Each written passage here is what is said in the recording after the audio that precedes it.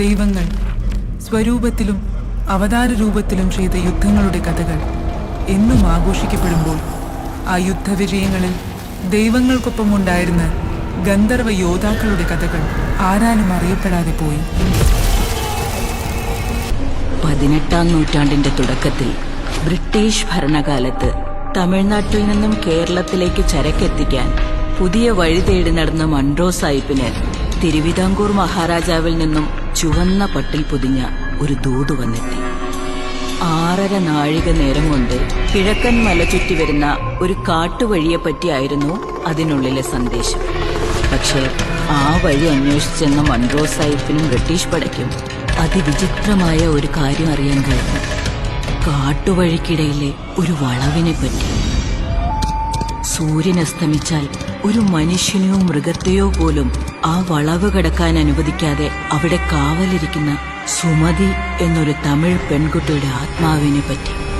ഏതൊരു ശക്തിയുടെ മുൻപിലും തലകുനിക്കില്ലെന്ന് അവകാശപ്പെട്ടിരുന്ന സൂര്യൻ അസ്തമിക്കാത്ത സാമ്രാജ്യത്തിന്റെ പോരാളികൾ ആ വളവും കീഴടക്കാൻ പുറപ്പെട്ടു. എന്നാൽ പിന്നീടുള്ള ഒരു സൂര്യോദയവും അവർ കണ്ടില്ല.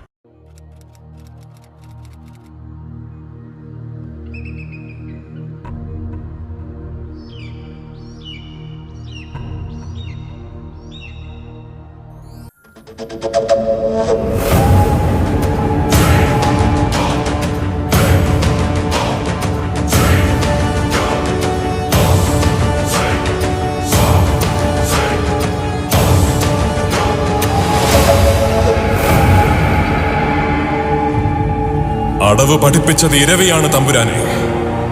നായ്ക്കരുടെ പടയിൽ ആൺബലം ഇനിയുമുണ്ടെങ്കിൽ കൽപ്പിച്ചോളൂ. 10 കൊന്നോ 100 കൊന്നോ. പക്ഷെ തിരുമലൈക്കോട്ടയുടെ കവാടം വരെ ഞാൻ എന്തിനെത്തിയോ അതും കൊണ്ടേ മടങ്ങും. വാഴുന്ന മണ്ണിനും വണങ്ങുന്ന ദൈവത്തിനും കാളിയൻ കൊടുത്ത വാക്കാണത്. ഞാൻ കാളിയൻ.